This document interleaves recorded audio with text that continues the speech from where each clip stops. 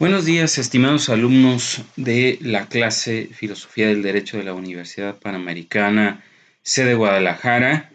Vamos a continuar con el tema del control de convencionalidad y lo que es la interpretación conforme y el principio pro persona.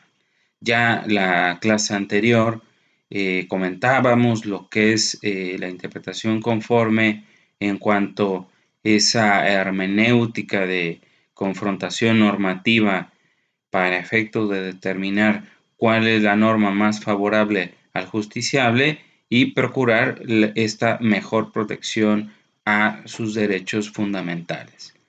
Y bueno, la interpretación pro persona o pro homine, como algunos le llaman, aquí es necesario advertir que hay dos vertientes: la vertiente del sentido amplio o el sentido lato, al cual todas las autoridades están obligadas a realizarlo. Siempre hay que preguntarse cuál es la mejor interpretación, la más favorable a los derechos del gobernado. Y bueno, hay una interpretación pro persona en sentido estricto, que aquí necesariamente implica inaplicar una norma al caso concreto, por supuesto, para efectos de determinar que esa norma es inconstitucional. Y bueno, para ello se implementan diversos mecanismos argumentativos, ¿no? Entre ellos, bueno, ya lo vamos a ver más adelante, para efectos de romper esa presunción de constitucionalidad y convencionalidad de la norma, el juzgador debe de realizar un análisis o un test de proporcionalidad cuando un derecho, digamos, excede los límites, infringe otro derecho, interviene un derecho de manera injustificada, y ahí, bueno, el juzgador realiza una ponderación del caso concreto, o puede ser a través del principio de proporcionalidad advertir si esa injerencia del legislador es excesiva, es desproporcionada. Lo vamos a ver. Son tres subprincipios: el principio de idoneidad, de necesidad, proporcionalidad en sentido estricto, que es un mecanismo hasta ahora el más, digamos,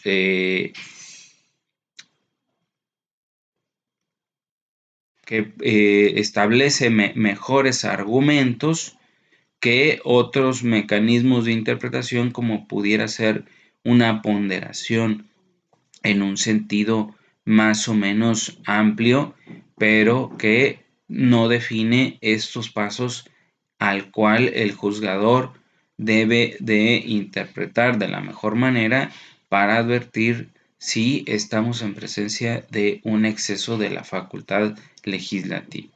Sí, tiene una presunción de constitucionalidad, pero esa presunción no es absoluta. Por supuesto, hay parámetros, como decimos, que pueden identificar cuando esta facultad se excede, cuando esta facultad no está respetando de manera razonable los derechos, ¿no? Entonces, ya decíamos que el principio de pro persona se divide en el de preferencia interpretativa y en el de preferencia normativa. El principio de preferencia interpretativa, pues es necesario buscar la versión más protectora de la norma, más benéfica a la persona, y bueno, con ello resolver el caso para efecto de encontrar la interpretación que menos intervención le representa al justiciable. Y la preferencia normativa, que bueno, con independencia de su jerarquía, aquí se opte por aquella que brinde un mayor beneficio. Recuerden las disposiciones en materia electoral, que con independencia de que estaba en la Constitución una norma, pero establecía un trato menos favorable a un candidato que establecía la obligación, esta norma constitucional, de que se le otorgara licencia en 90 días, y a diferencia del código electoral local, que establecía un término de 60 días, o sea, un tratamiento menos restrictivo, ¿no? Entonces, esos son los principales elementos que tienen que ver con el modelo o la hermenéutica de interpretación pro persona, ¿no? Y bueno, vamos a la diapositiva número 69. Es un poco lo que ya comentamos, lo que hemos comentado en la clase pasada en relación con cuando estamos en la interpretación conforme y cuando estamos en la interpretación pro persona. Aquí les voy a explicar, como verán la diapositiva, hay un modelo de interpretación conforme y pro persona, digamos, en un sentido amplio, ¿no? Aquí, este tipo de interpretación lo realizan los jueces y las autoridades administrativas. Entonces, aquí digamos que esta interpretación amplia en lato sensu se restringe a realizar una interpretación armonizadora sin, digamos, la exigencia o la posibilidad de inaplicar, porque precisamente aquí, y está todavía en cuestionamiento, no es pacífica la posición, si las autoridades administrativas pueden realizar control de convencionalidad o si las autoridades administrativas solamente pueden realizar esta interpretación en sentido lato, ¿no? Sin llegar a inaplicar, optan por la norma más favorable al justiciable, ¿no? Entonces, vamos, aquí ya hay una definición que llega a romper el esquema formalista en el cual todas las autoridades deben buscar la norma más favorable a la persona y no este culto que se le rendía a la ley, que con independencia de si se estaba favoreciendo o no a la persona, pues se cumplía la norma. Punto, ¿no? Aquí no es así, aquí la interpretación va más allá y siempre está la pregunta, siempre está en el vértice de la función interpretativa conseguir aquella que sea más favorable a los derechos del justiciable. Ahora vamos, a ver, la interpretación conforme o inaplicación ya en sentido estricto o a partir del principio pro persona, lo realizan ya los jueces del Poder Judicial Federal desde un punto de vista concentrado. A ver, ¿por qué es importante aquí definir que dentro de, si bien es cierto, hay un sentido amplio de interpretación pro persona, ya existe dentro del sistema jurídico una autoridad terminal que establece los estándares interpretativos obligatorios? Por supuesto, un juzgador de menor jerarquía no puede obligar a los de superior jerarquía, a sus superiores jerárquicos. Es un poco esta modelo interpretativo basado en la jerarquía de los órganos jurisdiccionales. Y dada la especialidad, por supuesto, en materia de amparo, en materia de interpretación constitucional, los jueces del Poder Judicial Federal tienen esa facultad de establecer criterios orientadores y criterios, por supuesto, obligatorios, ¿no? Aquí, por supuesto, es un poco lo que define nuestro modelo de sistema jurídico a partir de cuántas 5 sentencias en un mismo sentido se establece jurisprudencia, la cual es vinculante para todos los jueces, ¿no? Tanto de carácter federal como ordinarios, de carácter local. Pero aquí, bueno, a ver, lo que es importante establecer es, si bien es cierto, todos los jueces están llamados a realizar interpretación conforme, ya el control concentrado que realiza el Poder Judicial de la Federación, léase desde la cúspide, Suprema Corte de Justicia de la Nación, tribunales colegiados, plenos de circuito, aquí, bueno, plenos de circuito como hasta ahora todavía vigentes, autoridades intermedias entre la Suprema Corte y los tribunales colegiados para definir jurisprudencia, pues bueno, serán los que determinen cuál es el criterio a seguir en cuanto a la inconstitucionalidad de normas, vía aplicación de una jurisprudencia, ¿no? Por eso es importante establecer quiénes son las autoridades terminales, las que tienen la facultad de definir los criterios de interpretación conforme y los criterios de inaplicación. A ver, ¿qué es esto? Es muy importante. A veces hay mucha confusión en cuanto a cuál es la diferencia entre interpretación conforme e inaplicación. A ver, lo más sencillo. Inaplicación es cuando se declaró inconstitucional la norma. O sea, no hubo interpretaciones posibles para que esa norma subsistiera en el sistema jurídico. Entonces, esto muy a la usanza de la doctrina kelseniana es expulsado del ordenamiento jurídico por una declaratoria de un juez federal y a través de un criterio jurisprudencial definido por los tribunales colegiados o la Corte actuando en pleno o en salas, determina que esa norma es inconstitucional, ¿no? Y puede ser una tesis aislada, todavía no obligatoria, pero digamos, sí orienta esta interpretación a los juzgadores.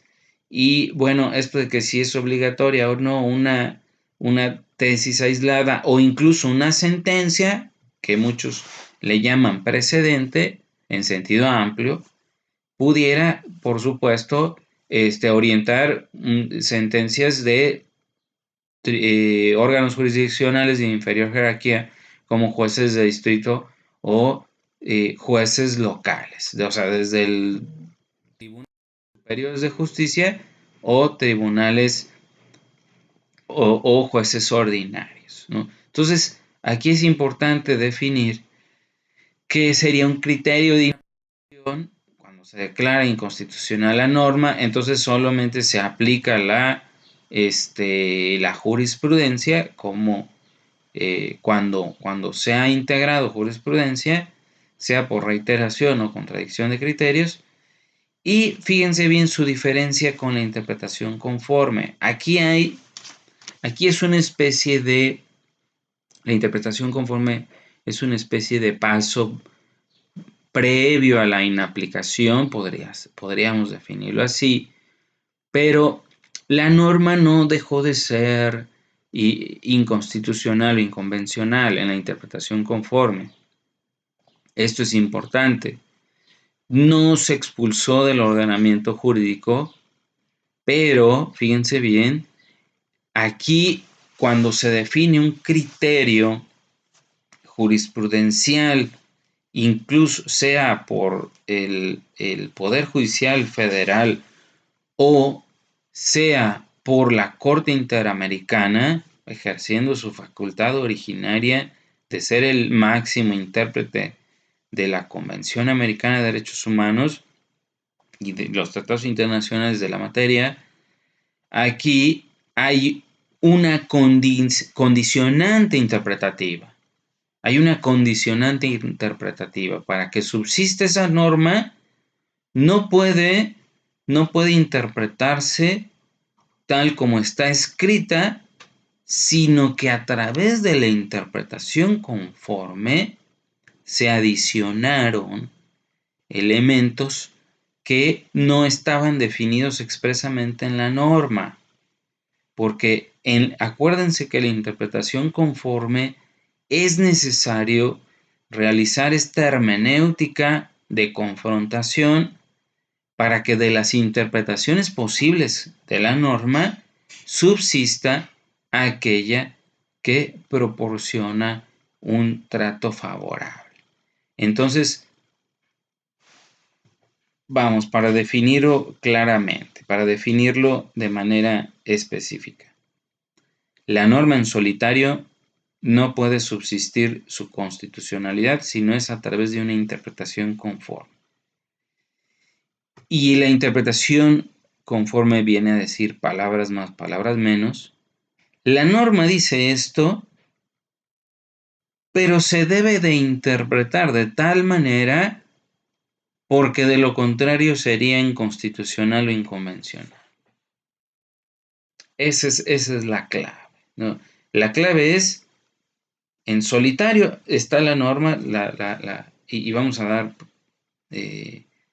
posteriormente un ejemplo muy claro como el caso Radilla, en donde hay tanto una interpretación conforme como una declaratoria de inconvencionalidad. Vamos a ver a la postre el caso Radilla. Entonces, la interpretación conforme condiciona la subsistencia de la norma, no se ha quebrantado su presunción de constitucionalidad porque hay una interpretación posible que habilita la subsistencia de esa norma para no ser expulsada del ordenamiento jurídico, pero condicionando su subsistencia a esa interpretación, ¿no? Esa sería la diferencia específica, ¿no? Entonces, como verán, la interpretación conforme o la interpretación pro persona, pero ya en sentido estricto, la que es la inaplicación. Había mucho ojo aquí, cuando hablamos de interpretación pro persona, en sentido estricto, para diferenciarlo de la interpretación conforme bajo el modelo mexicano, es cuando la norma se declaró inconstitucional o inconvencional. Entonces, interpretación conforme, subsiste la norma bajo un parámetro interpretativo.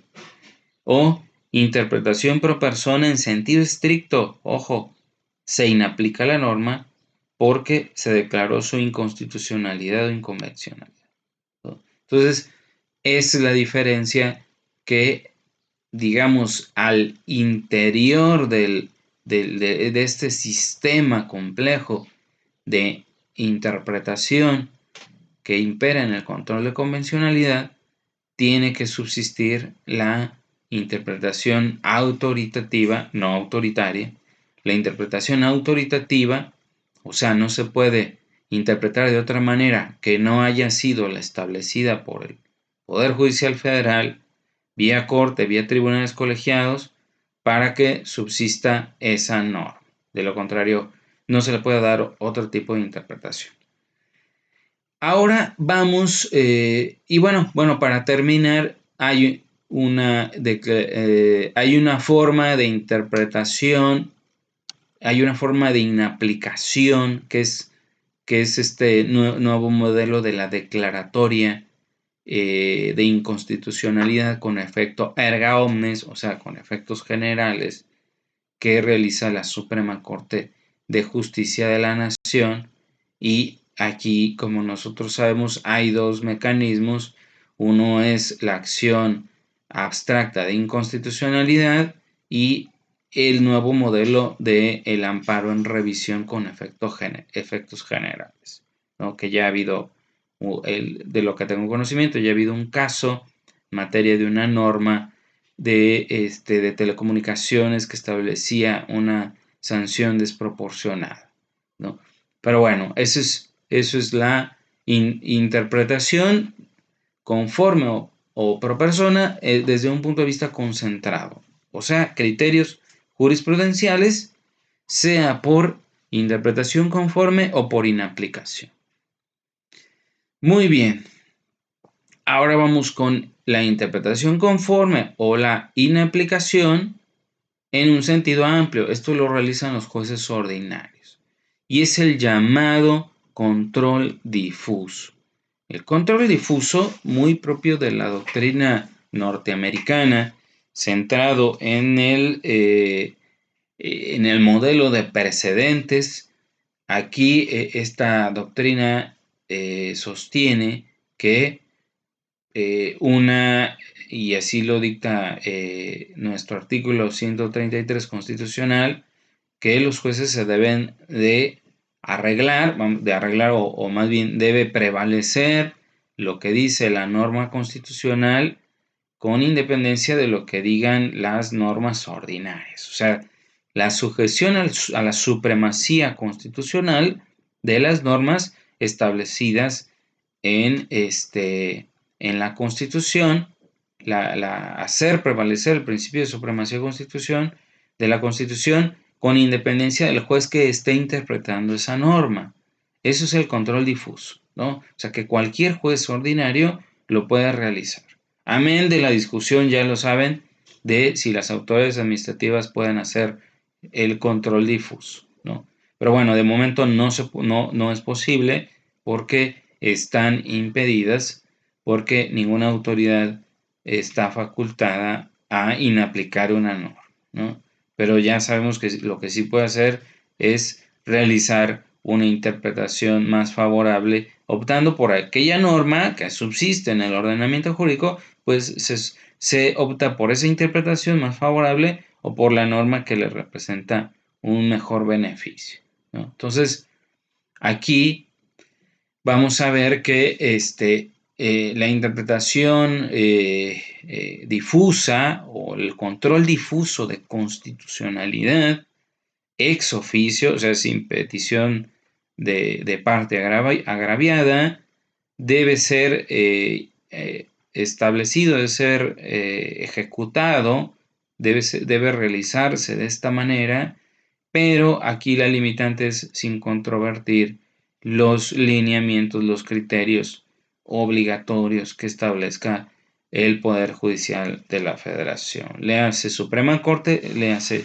tribunales colegiados, ¿no? Entonces, aquí es importante ver esta diferencia de el control concentrado que realiza el Poder Judicial vía precedentes jurisprudenciales y el control difuso que realiza cualquier juez, ¿no? Cualquier juzgador de carácter ordinario, pero siempre con esa limitante de no controvertir los criterios que establece el Poder Judicial Federal. Ahora vamos con casos específicos, ¿no? Casos específicos, de alguna manera ya lo hemos comentado, de interpretación conforme e interpretación pro persona. A ver, ya decíamos, interpretación conforme se opta por la mejor interpretación, pero no hay inaplicación. Ojo, esa es la diferencia. En la interpretación conforme no hay inaplicación, porque se pudo armonizar la Constitución con los tratados internacionales y prevaleció una presunción de constitucionalidad. Vamos a ver aquí lo que es el caso Radilla. Este caso es fundamental para entender esta diferencia. A ver, se realizó interpretación conforme en sentido estricto en el caso Radilla porque se atendió a la presunción de convencionalidad de el artículo 13 de la Constitución en relación con la Convención Americana sobre Derechos Humanos. ¿Qué fue lo que sucedió? Aquí hay que poner mucho énfasis en lo que es la interpretación conforme de un artículo, incluso de un artículo constitucional, ¿no? Aquí hay que recordar que la Corte Interamericana de Derechos Humanos puede declarar inconvencional una norma incluso constitucional. A ver, ya para definirlo de manera clara. Interpretación conforme, no hay inaplicación. Se puede armonizar Constitución y tratados por la presunción de constitucionalidad. Y ahora vamos a dar el ejemplo del caso Radilla. Pero hay una interpretación pro persona en sentido estricto que se opta por la mejor interpretación del principio en conflicto, pero sí hay inaplicación por resultar violatorio de los tratados y por ende la norma es inconstitucional. Siempre se va a realizar una interpretación más favorable. El ejemplo de la última tentación de Cristo, ustedes ya lo saben, porque la norma establecía la censura previa de que una comisión en materia de derechos, una comisión en materia de libertad de expresión tenía que, o digamos, una censura previa en el cual con anterioridad a la publicación o a la exposición de una película, la autoridad tenía la facultad, o más bien se restringía al justiciable la posibilidad de que antes de exponerla debía de obtenerse la autorización. Eso evidentemente pues es inconvencional o inconstitucional porque precisamente establece la exigencia de que antes de manifestarse o de ejercer el derecho el Estado lo deba de otorgar, ¿no? Entonces eso es evidente, ¿no? Entonces ahora sí vamos a ver, aquí hay dos casos. Hay dos casos diferentes de lo que es en el mismo caso Radilla, ¿no? Vamos al caso Radilla. Nosotros recordemos, el caso Radilla es un caso Rosendo Radilla Pacheco, un activista que en Guerrero, en Atoyac, fue detenido junto con su hijo. Y bueno, el hijo lo bajaron del camión donde iba su padre. Su padre lo llevaron a un retén militar y la última vez que lo vieron, bueno, primero fue un retén militar y después bajan a su hijo en la segunda parada y después lo llevan a una especie de cárcel donde activistas. Esto es mucho de la Guerra Sucia, Lucio Cabañas, el año 70, en 1970 en México. Aquí es un caso de desaparición forzada de personas. La última vez que se le vio vivo a Rosendo Radilla Pacheco fue en manos de los militares, ¿no? Por eso es un caso relacionado con la desaparición forzada de personas y con el fuero militar principalmente, ¿no? Entonces, aquí nosotros sabemos en nuestro artículo 13 de la Constitución mexicana establece lo que es la prohibición de extender el fuero de guerra, ¿no?, a los civiles. Pero vamos a ver cómo nuestra Suprema Corte debió realizar una interpretación conforme, ¿no? Debió de realizar una interpretación conforme porque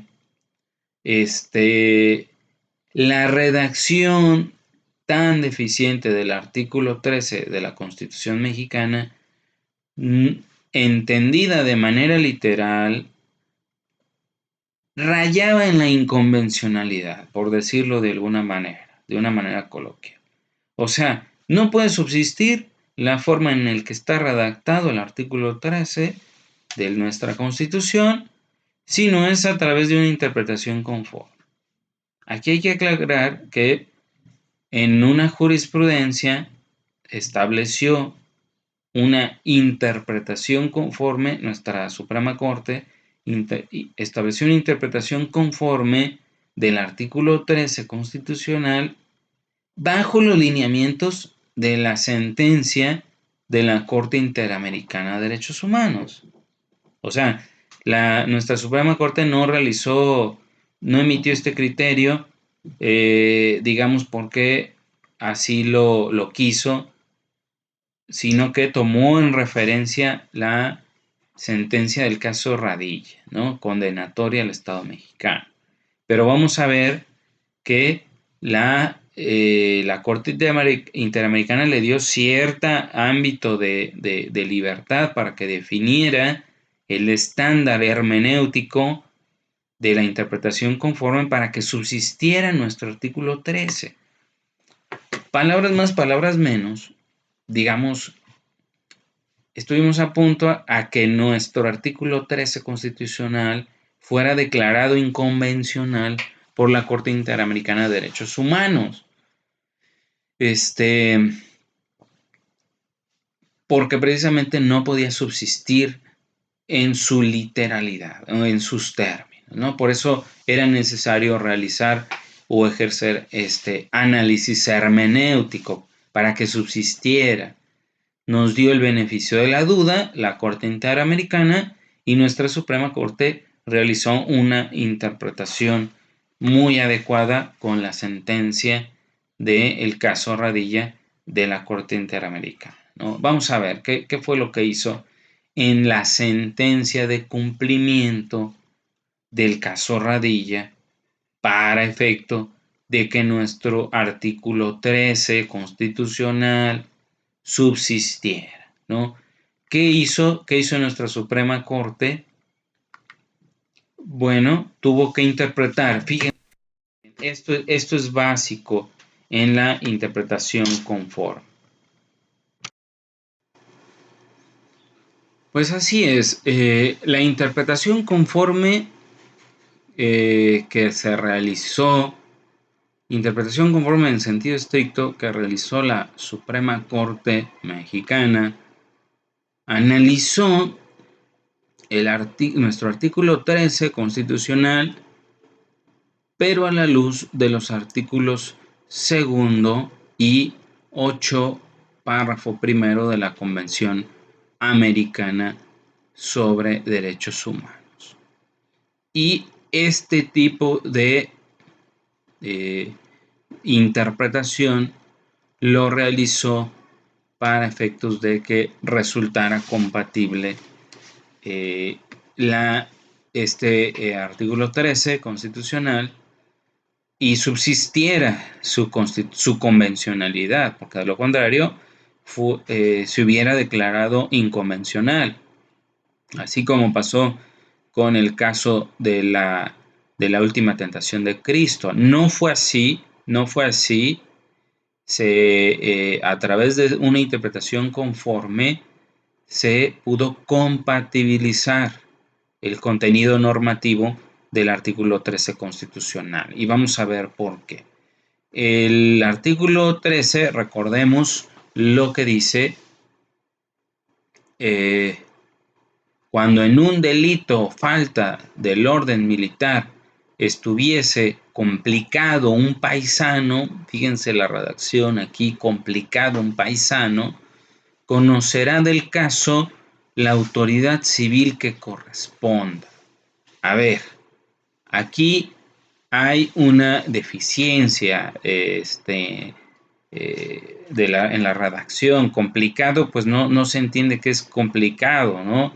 Y un paisano es pues alguien que proviene del mismo lugar de donde venimos, originario. Bueno, aquí lo que se debe de entender es que cuando en un delito militar estuviese relacionado o implicado un civil, conoce del caso la autoridad civil, ¿no? O sea, no tendría que conocer un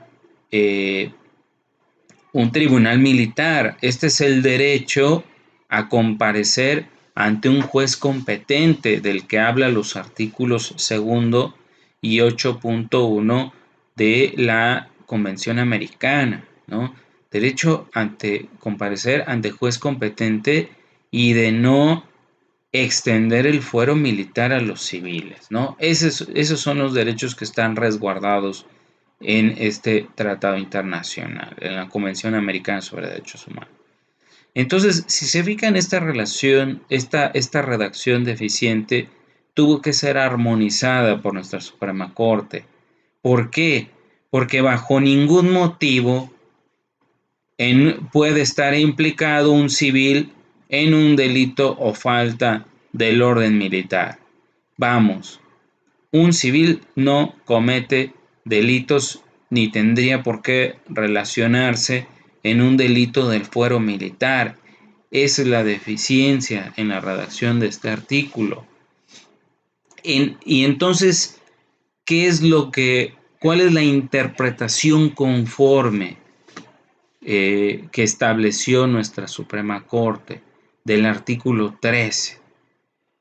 Debe de entenderse, y esta es la interpretación normativa.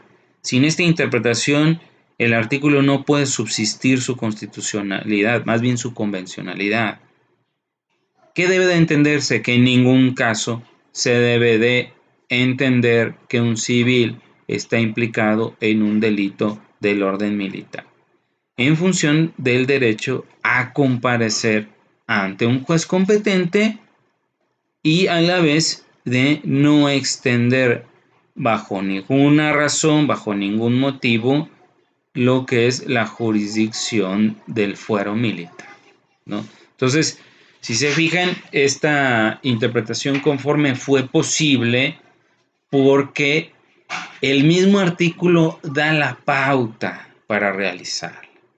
Si el artículo 13 no hubiera dado la pauta y hubiera definido que en un delito del orden militar estuviera o implicado un civil y que la autoridad definirá a qué qué juez va a conocer, ¿no? Diera esa libertad o digamos esa ambigüedad. No fue así, porque nuestro artículo dice que conoce la autoridad civil que corresponda, pues ya dio lugar a esta interpretación conforme, me explico. O sea, dio lugar a que nuestra corte la interpretara restringiendo un sentido que sí pudiera haber resultado inconvencional. Y ese sentido fue decir, no se puede entender que un civil esté implicado en un delito del orden militar, porque no son parte del fuero castrense, no son militares en activo, no les rige, no son sujetos de derecho del orden militar, ¿no? Entonces, para recapitular, la interpretación conforme del artículo 13 de la Constitución se reinterpretó, ¿no? Con esta condicionante que le permitió a nuestro artículo 13 subsistir para no ser declarado inconvencional. Y esta interpretación va adherida a nuestra Constitución. Va adherida porque sin esa interpretación no es válido, no hubiera resultado válido o no se puede entender el artículo 13 constitucional si no es de esta manera, ¿no? Entonces, aquí es una interpretación y ya aquí echando mano de doctrinas tan interesantes como lo es el modelo las herramientas hermenéuticas de interpretación conforme muy a a la usanza de Konrad Hesse, este gran tratadista alemán que ha definido muchas pautas para aclarar en qué sentido podemos realizar la interpretación conforme en cuanto a una interpretación armonizadora en el que hay un efecto integrador de la norma. Expresamente no está, pero realizando esta interpretación conforme se le agregan, se le integran, ¿no? Puede ser una interpretación, interpretación integradora por adición, o sea, se le está adicionando elementos que no están expresamente en la norma, pero que a la luz del control de convencionalidad no puede subsistir si no es a través de esa interpretación, ¿no? Entonces, Néstor Pedro Sagüez ya también lo ha definido muy claramente, muy interesante aquí su planteamiento de la constitución convencionalizada. Nuestro artículo 13, constitucionalidad, está convencionalizado, porque no puede subsistir de manera aislada con una interpretación literal, sino que ya subsiste en nuestro sistema jurídico válidamente a través de esta interpretación conforme. Interpretación conforme con artículo 13 con los artículos 2 y 8.1 de la Convención, ¿no? Sin el cual no puede subsistir, ¿no? Permanece su presunción de constitucionalidad y convencionalidad, más que nada, para ser compatible, ¿no? Entonces, como vemos, esta interpretación armonizadora, esta interpretación por adición, o sea, este ejercicio interpretativo por adición, que le adiciona elementos no señalados expresamente, viene a salvar la convencionalidad del artículo 13, ¿no? Entonces, como veremos, y esto es muy claro a la luz del positivismo jurídico, que ya hay normas que flexibilizan el sistema jurídico desde un punto de vista débil. Ya dijimos que debilidad no significa violar la ley, sino que aceptar elementos que son ajenos en cuanto a que no están expresamente redactados en la norma y es necesario adicionarles, pero sin llegar, ojo, aquí me gustaría tratar este tema, pero ya escapa de la filosofía del derecho, lo que es el quebrantamiento constitucional. Ahí se los dejo de tarea. El quebrantamiento constitucional es cuando vas en contra del sentido de la norma, ¿no? Y aquí el sentido de la norma es precisamente conceder el derecho a comparecer ante juez competente y restringir el fuero de guerra solamente a los efectivos militares, ¿no? Entonces, aquí claramente estamos ante un esquema, un modelo de interpretación distinto del esquema positivista, y aquí subsiste la norma adicionada, atemperada, aclarada, convencionalizada con normas de origen internacional. Que aquí voy a hacer una aclaración muy importante que por supuesto va a ser parte del examen. A ver, se dice mucho que es el derecho internacional de los derechos humanos, pero en realidad no es que el derecho internacional de los derechos humanos sea ajeno al derecho interno. Es el artículo primero constitucional viene a incorporar al derecho internacional de los derechos humanos como derecho interno, ¿no? ¿Qué quiere decir esto?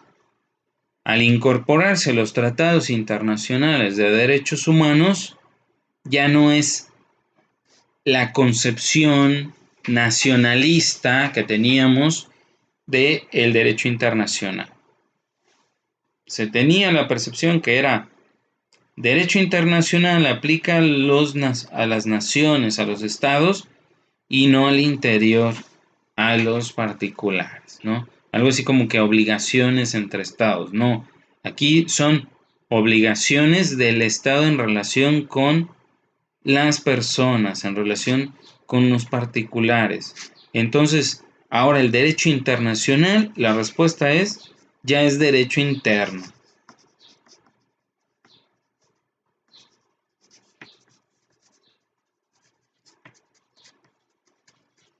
¿Y por qué es importante esto? Ya lo ha dicho innumerables veces Eduardo Ferrer MacGregor.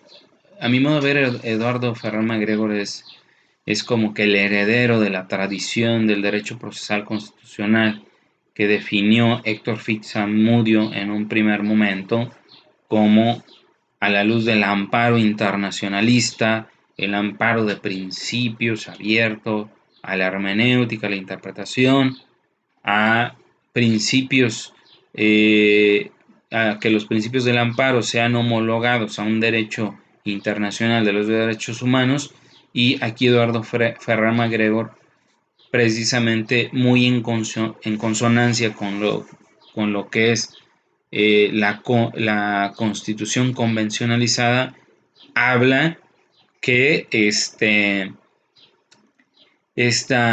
la reforma a los derechos humanos de junio del 2011 vino a, digamos, y palabras más, palabras menos, él dice que vino a inyectar en el torrente sanguíneo de todo el sistema jurídico mexicano toda la juridicidad de los tratados internacionales de derechos humanos y su interpretación por la Corte Interamericana de Derechos Humanos. O sea, se viene a mezclar, se viene a realizar este jus commune americanum que habla von Dandy, con esta visión Armin von Dandy, que habla de esta interpretación o esta visión de que cada vez la Corte Interamericana de Derechos Humanos ha definido un parámetro o un derecho común americanum, el cual ha establecido estándares de interpretación obligatorios y que todos los tribunales nacionales atienden a esas interpretaciones y han establecido parámetros muy similares en sus cortes, y este es un ejemplo, ¿no? Este es un ejemplo de cómo se debe interpretar correctamente nuestra Constitución a partir de este nuevo bloque de constitucionalidad, y ya de manera más amplia, como diría Eduardo Ferrer MacGregor, ¿no? De considerar derecho interno al derecho internacional, y ya de considerar ya una nueva tradición jurídica, ¿no? Muy, muy, muy de la mano de lo que es el derecho procesal constitucional, pero ya internacional, y así lo dice Armin von Dandy, es de este jus commune americano, ¿no? Entonces, bueno, esa es la aclaración que les quería comentar. Derecho internacional ya es derecho interno. Derecho internacional de los derechos humanos está en el mismo nivel de la Constitución y es un parámetro obligatorio, tanto tratados internacionales como interpretación de la Corte Interamericana, y así fue como se implementó en el caso Radilla en nuestro artículo 13 Constitución. Ahora vamos a lo que es la inaplicación de la ley. Acuérdense aquí, inaplicación de la ley bajo el modelo mexicano es interpretación pro persona en sentido estricto. Ojo, interpretación pro persona en sentido estricto significa inaplicar la ley. ¿Por qué? Porque no fue posible homologar, se quebrantó la presunción de constitucionalidad de la norma y no hubo posibilidades para compatibilizar un artículo, ya sea constitucional o legal, de determinado sistema jurídico. Vamos a ver el caso. A ver, pro persona en sentido estricto, ya dijimos, la última tentación de Cristo. La Constitución chilena incurrió en establecer una autoridad que autorizara previamente la exposición de una película o de una publicación, en este caso de una película, y eso es censura previa. Bajo cualquier consideración, esto es violatorio de la libertad de expresión. Esto no quiere decir que las personas puedan hacer lo que quieran con su libertad de expresión. Lo que la autoridad debe de hacer es permitir, dejar hacer, pero después eso no implica que el particular haga lo que quiera con su libertad de expresión. Puede ser responsable de lo que diga y puede ser objeto de sanciones de diversa índole. Entonces, ahora vamos al caso Radilla mexicano, que como les digo, este mismo caso existen las dos modalidades de interpretación conforme en sentido estricto e inaplicación de la ley, o pro persona en sentido estricto. Ya vimos, interpretación conforme del artículo 13 de la Constitución y armonizado con los artículos segundo y octavo, primer párrafo de la Convención Americana. Pero ahora vamos con la inaplicación de la ley que realizó la Suprema Corte Mexicana. ¿Esto qué? ¿Por qué lo tuvo que hacer de esta manera? Pues ya lo hemos dicho. Es el último recurso. O sea, a ver, aquí Giovanni, Asael Figueroa, hay muchos tratadistas jóvenes que podríamos decir que estamos en esta en este legado que ha dejado Eduardo Ferrer MacGregor, que ha interpretado mucho lo que es el control de constitucionalidad, y bueno, que ha definido cuándo es necesario llegar a este punto de la inaplicación. Aquí, bueno, es importante definir cuándo es necesario que el juzgador llegue a la inaplicación. No es fácil llegar a decirle al legislador te equivocaste. No es necesario, no es fácil decirle al legislador tu norma es deficiente, estás violando un derecho. ¿Por qué? Pues porque tiene una presunción de validez la norma, una presunción de constitucionalidad. Aquí Giovanni Asael Figueroa hace mucho referencia a cuando se da la inconstitucionalidad de una norma, pasa muchas veces de que, pues bueno, a ver, el control de constitucionalidad y el control de convencionalidad, veámoslo como esferas complementarias, no separadas, no debe dar lugar a siempre a la inconstitucionalidad o a la inconvencionalidad. Aquí lo que se busca es que subsista la norma a toda costa. haciendo interpretaciones conforme, pero sí llega el momento en que sería, digamos, la última ratio, la última posibilidad o no hay otra opción, la última opción de declarar la inconvencionalidad de la norma, ¿no?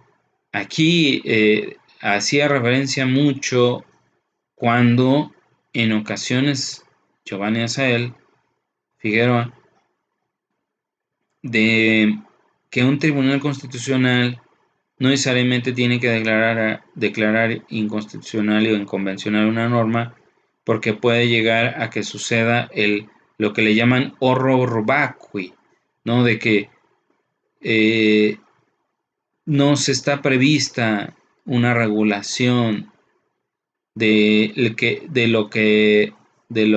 que establecía la norma declarada inconstitucional. Entonces a veces es peor que no exista norma a de que exista una norma, pero esta norma sea deficiente, ¿no? Me explico. El horror vacui es como este horror de la autoridad o del juez a que no haya norma, no hay norma, o sea, no hay forma de resolver un conflicto. Entonces, bueno, recurrimos a los principios, ¿no? Pero a eso me refiero con que no es la finalidad declarar inconstitucionales o inconvencionales las normas. Esa no es la finalidad de un tribunal constitucional. La finalidad de un tribunal constitucional es armonizar, pero no para armonizar sea la única función declarar inconstitucionalidades, ¿no? Puede subsistir la norma con una interpretación conforme, ¿no?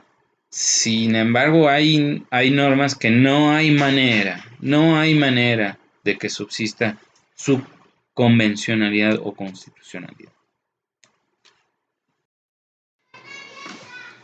Pues así es,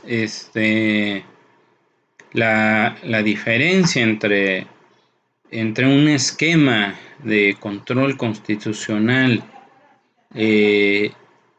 legalista o formalista tiene mucho aquí el énfasis en que la ley es un parámetro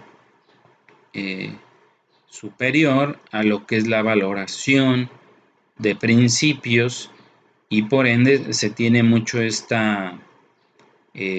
como decíamos, el horror vacui, o sea, el miedo a que no exista norma positiva por declararse inconstitucional, pues sí pone en entredicho que esta declaratoria de constitucionalidad tendría que advertir cuál sería la regulación o el efecto más benéfico de una sentencia de esta naturaleza, ¿no? O sea, no por declarar inconstitucional la norma se logra el efecto protector. Por eso las normas de las sentencias en materia de derechos humanos no solamente tienen este efecto de declaratoria de violación y su inconvencionalidad, sino que los efectos de la sentencia van más allá a realizar esta simple declaratoria y siempre tienden a establecer un efecto más favorable con medidas resarcitorias, medidas de protección de los derechos humanos, indemnizatorias o incluso de contenido moral. O sea, como el caso Radilla, incluso la sentencia ordenó pedirle perdón a los familiares de la víctima, ordenó hacer un acto de perdón, de que el Estado mexicano le pidiera perdón, de difundir los corridos de Rosendo Radilla, de todo ese tipo de acciones de carácter moral, no necesariamente de carácter positivo, de carácter económico, remunerador, indemnizador, ¿no? O sea, aquí hay una nueva perspectiva en materia de derechos humanos, ¿no? Entonces, eso, a ver, como pregunta, esto es importante. ¿Qué, qué significa el horror vacui? El horror vacui, ¿no?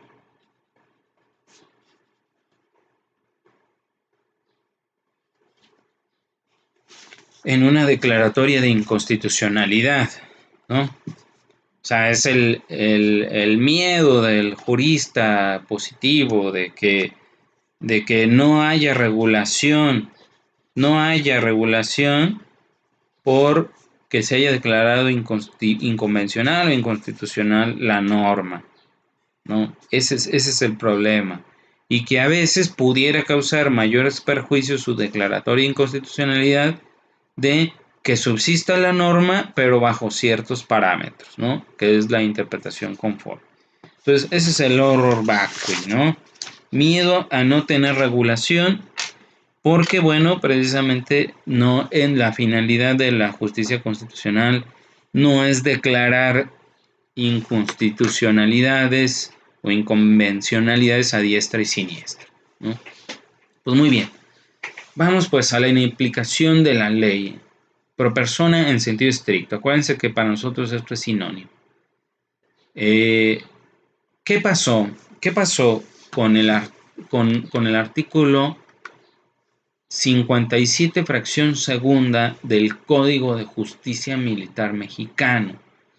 Este artículo, en el caso Radilla, se inaplicó y se declaró inconvencional porque resultó incompatible con los artículos segundo y octavo, párrafo primero de la Convención Americana sobre Derechos Humanos, que establece el derecho a comparecer ante juez competente, ante juez originario, ¿no? Del ámbito civil y no del ámbito militar, ¿no? O sea, la prohibición de extender el fuero de guerra a los civiles, ¿no?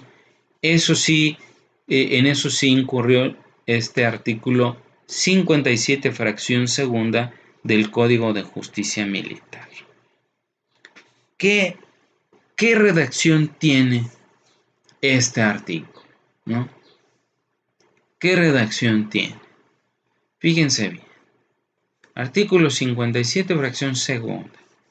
Son delitos contra la disciplina militar, fracción segunda, los del orden común o federal, cuando en su comisión haya concurrido cualquiera de las circunstancias que enseguida se señalan.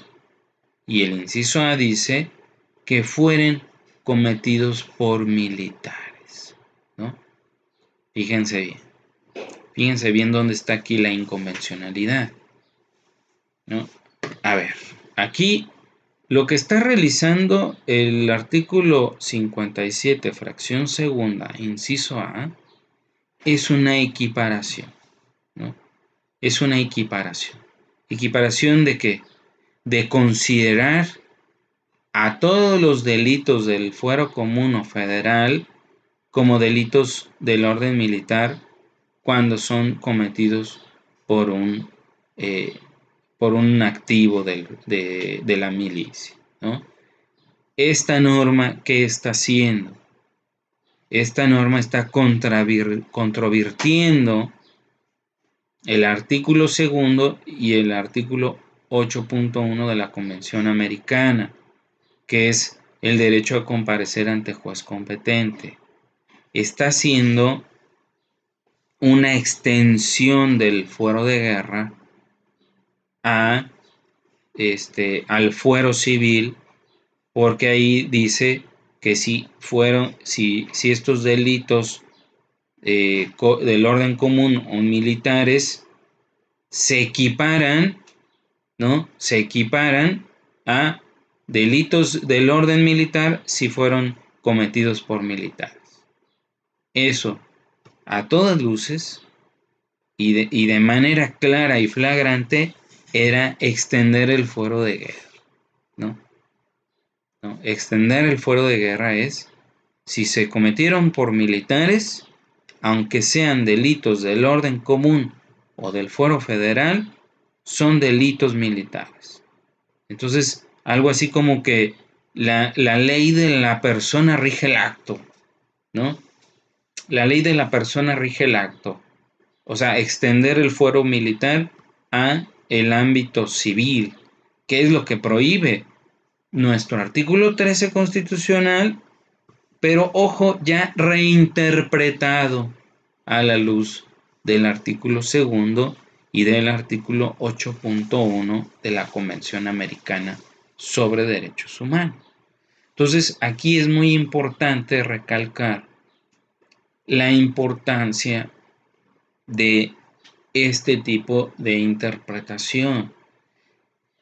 Aquí hay una aplicación de la norma. ¿Por qué? Porque no fue posible realizar una interpretación conforme de este artículo del Código de Justicia Militar.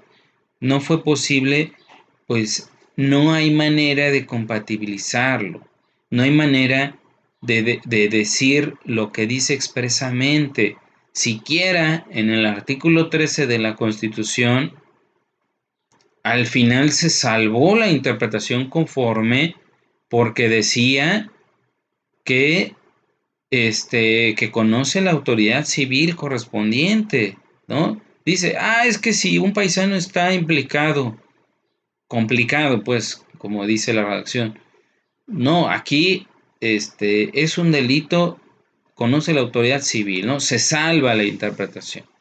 Pero aquí en el artículo 57, fracción segunda, inciso A, hay una equiparación flagrante. No hay manera de que subsista su convencionalidad o constitucionalidad. Y entonces, aquí nuestra Suprema Corte de Justicia de la Nación, muy atinadamente, declaró su inconvencionalidad, ¿no? No hay manera de compatibilizar, no hay manera de que subsista la presunción de convencionalidad o constitucionalidad, y lo que optó es por declararlo inconvencional, inaplicarlo en el caso concreto y pues bueno, no había forma de que subsistiera, ¿no? Pero aquí lo interesante del caso es que ya en esta misma tesis, aplica una interpretación del artículo 13 constitucional, pero ya convencionalizado, ya no es en abstracto, ya nuestra Suprema Corte muy atinadamente, en función del principio de congruencia interpretativa, dice, y como ya interpreté el artículo 13 constitucional con los tratados internacionales, con los artículos segundo y 8.1 de la Convención Americana sobre Derechos Humanos, debe de declararse inconvencional, ¿no? Entonces, es muy importante aquí aclarar, definir, atemperar que la función que realiza nuestra Suprema Corte de Justicia de la Nación es fundamental, porque, y aquí voy a invocar o a evocar a lo que dice Robert Alexy, este jurista alemán imprescindible, del neoconstitucionalismo, junto a Ronald Dworkin. A ver, aquí ya las constituciones no se pueden interpretar de manera literal, de manera aislada, sino que ahora, bajo la hermenéutica, bajo la, digamos, la argumentación jurídica, o este nuevo paradigma de la argumentación jurídica de la que hemos estado hablando, la argumentación jurídica ya es garantía de razonabilidad. Ya no se vale decir porque lo dice la ley. No, aquí ya la Constitución ya no ya no está en solitario, por ahí pontificando en el texto expreso, sino que ya es una constitución en movimiento. Y esto ya es un poco lo que he señalado en algunos trabajos muy, muy de la mano con lo que dice Rodolfo Luis Vigo, en cuanto a que ya el derecho ya no solamente es como una fotografía, ¿no? Sino que es una película.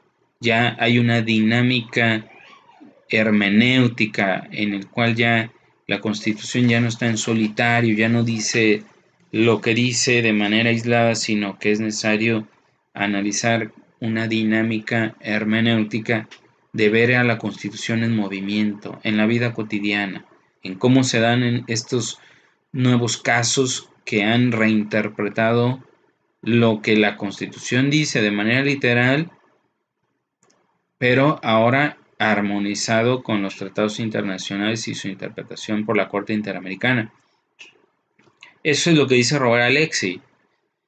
La Constitución ya no dice lo que dice, sino que ahora la Constitución lo dice con sus artículos de manera expresa y su interpretación por la jurisprudencia de los tribunales constitucionales. Y ya no solo nacionales, aquí ya hay que adicionarle algo a lo que dice Alexi, ya no solo es a la luz de las jurisprudencias del Tribunal Constitucional Nacional, sino también de la jurisprudencia de la Corte Interamericana de Derechos Humanos, ¿no? Que viene a convencionalizar al derecho interno. Y bueno, aquí ya impera una visión más holística, más abarcativa de lo que son las normas constitucionales a la luz de los tratados internacionales y de su interpretación por las cortes internacionales de derechos humanos como es la Corte Interamericana.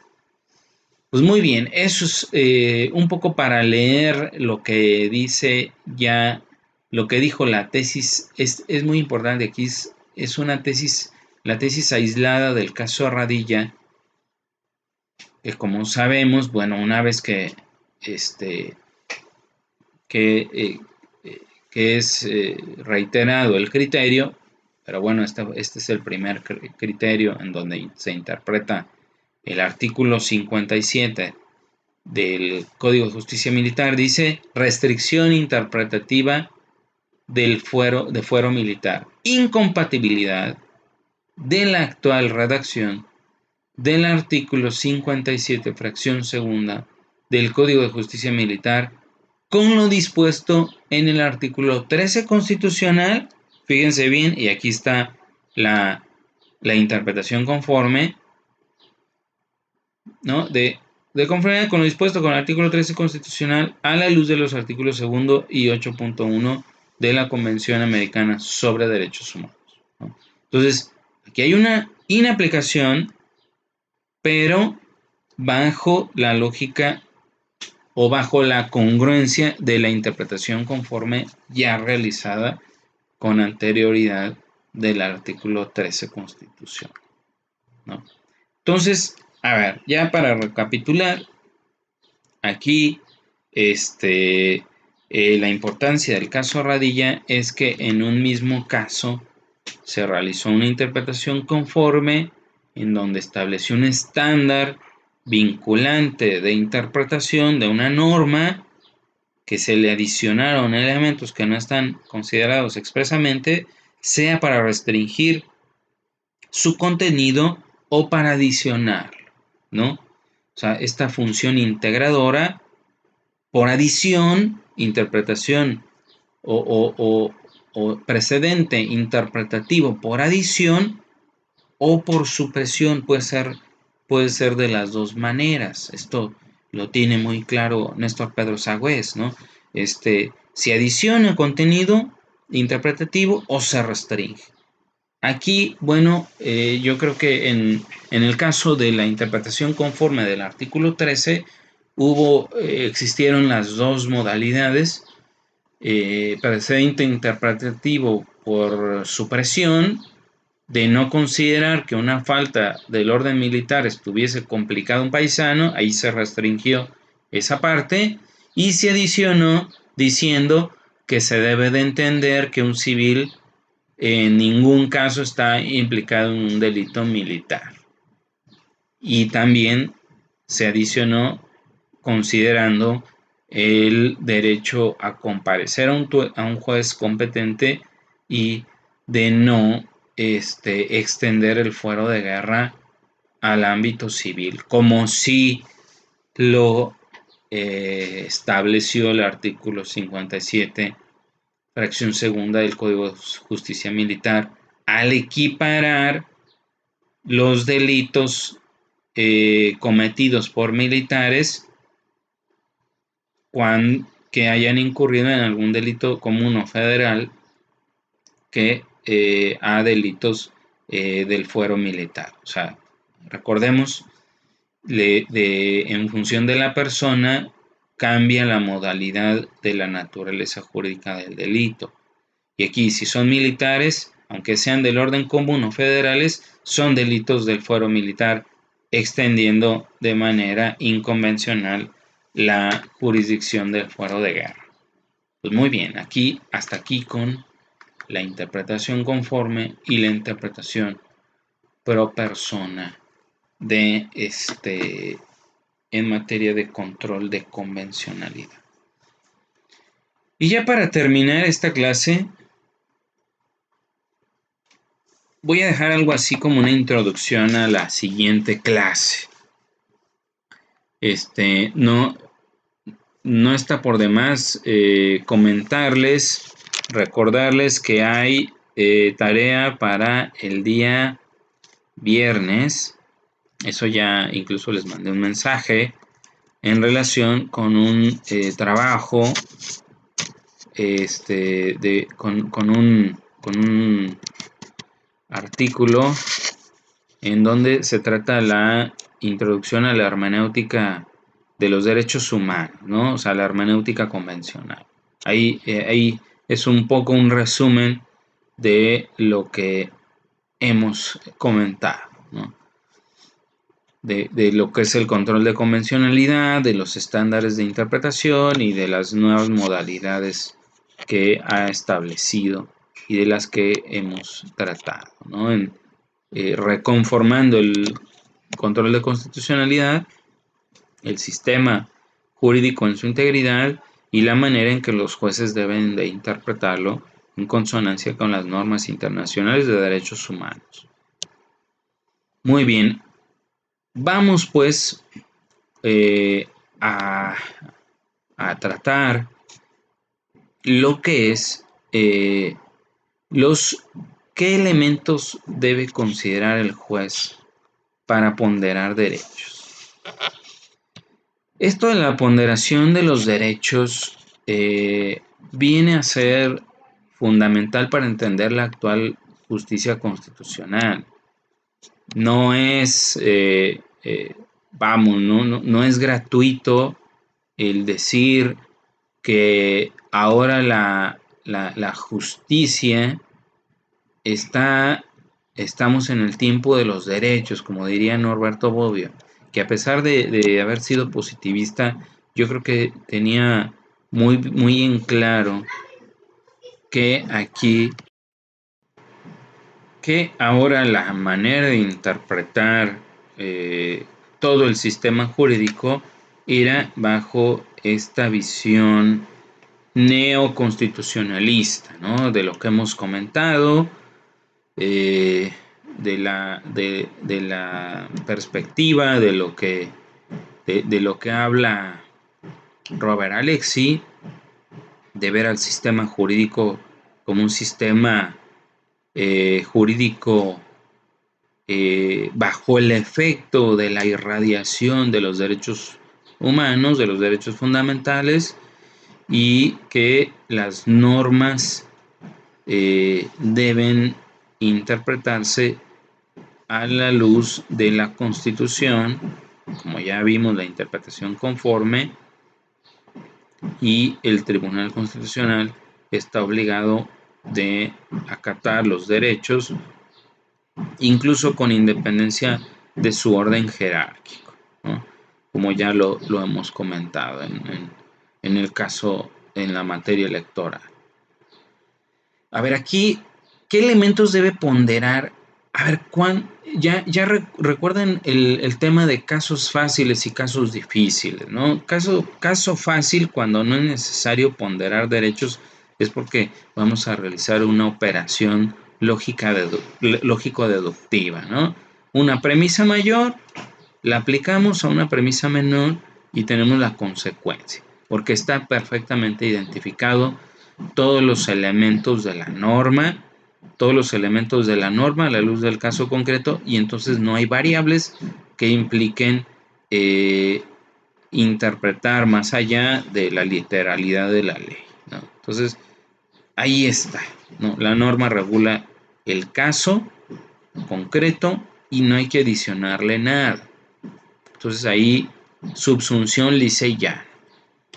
Pero aquí, cuando necesariamente tenemos que ponderar derechos, es cuando el juez no reguló adecuadamente la institución, hay una laguna o hay una antinomia, o sea, hay conflicto entre normas, ¿no?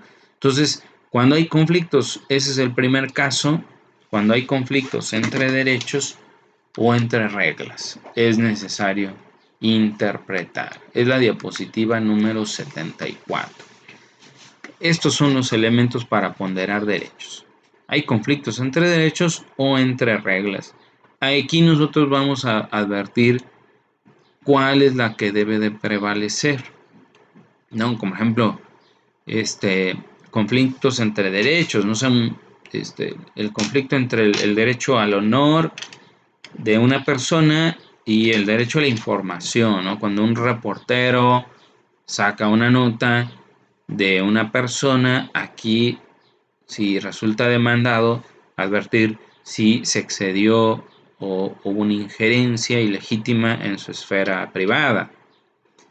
Pero a ver, aquí hay que ver si esta persona es un funcionario público o es una persona pública, pues digamos, tiene su esfera dentro de las debidas proporciones, su esfera de intimidad personal, pues se ve reducido, ¿no? Porque forma parte del escrutinio público su actuación, su función, sea como funcionario público o inclusive, bueno, ya es un tema, eso es un tema ya un poco más complejo, pero bueno, vean el caso de la princesa de Mónaco, vean el caso de Elizabeth Presley en España, vean el caso de distintos artistas en donde en muchos casos sostuvieron que, pues, con independencia de ser figuras públicas, si no están en su faceta de artista, pues no tienen por qué ingerir en su esfera de privacidad, ¿no? Algo un poco también de un funcionario público. Si no está en la esfera pública, si está en su casa, a ver, imagínense que un paparazzi de repente tiene un dron y toma fotos, toma película y realiza video, fotografía y es expuesto en un medio de publicación digital o impreso. Entonces ahí ya nosotros vamos a determinar el conflicto entre derechos de la libertad o privacidad personal y el ámbito de libertad de expresión, si tenemos o no derechos, derecho a saber, derecho a conocer, como un funcionario público, pues muy puede sostener que su ámbito libertad está amparado y que no tienen por qué identificar cuentas que son privadas. Sin embargo, como funcionario está a cargo de recursos públicos y ahí el recurso público es dable exponer o publicar o informar, ¿no?, su patrimonio para identificar si, digamos, no se está en presencia de un enriquecimiento ilegítimo o enriquecimiento inexplicable o algún tipo de situación que implique un caso de corrupción, de peculado, tráfico de influencias, etcétera, ¿no? Entonces, aquí es importante definir en los elementos para ponderar derechos cuando estamos en un ejercicio legítimo o cuando estamos en un ejercicio injustificado, desproporcionado de esos derechos, ¿no? Y cuando sí, esto impera, aquí impera mucho la casuística, ¿no?, de cuando la norma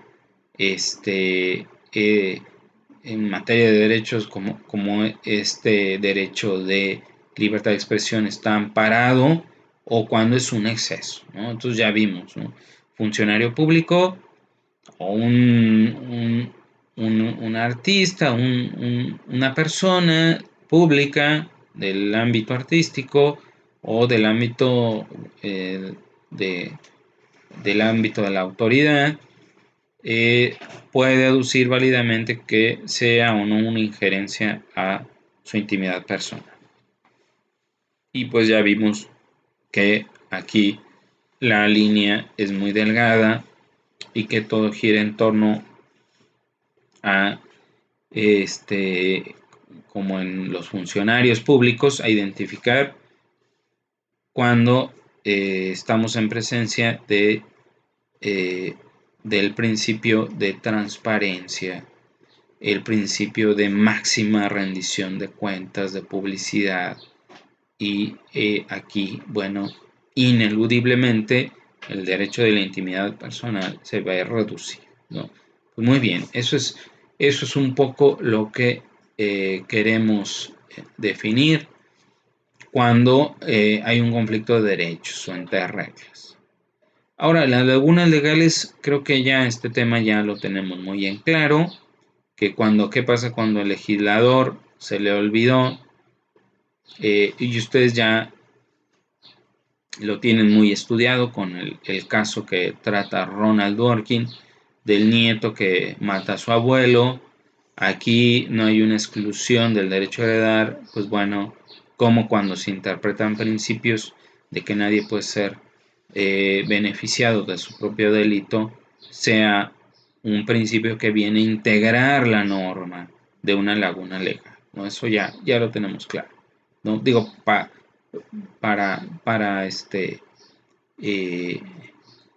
ejemplificar esta situación, ¿no? Y bueno, terminamos con el tema de las restricciones a los derechos fundamentales, en los cuales es preciso que el legislador justifique su intromisión. Y esto lo dejamos para la próxima clase porque la ponderación, la razonabilidad y la proporcionalidad sí implica un estudio más amplio del tema. Pues muy bien, jóvenes, les deseo que tengan un muy buen día y recuerden las tareas, recuerden estar leyendo y recuerden ver los videos para efecto de que a la hora del examen, como ustedes ya lo vieron, hay preguntas que que formulo en el contenido de los videos y que van a ser objeto de evaluación. Que tengan muy buena tarde, jóvenes.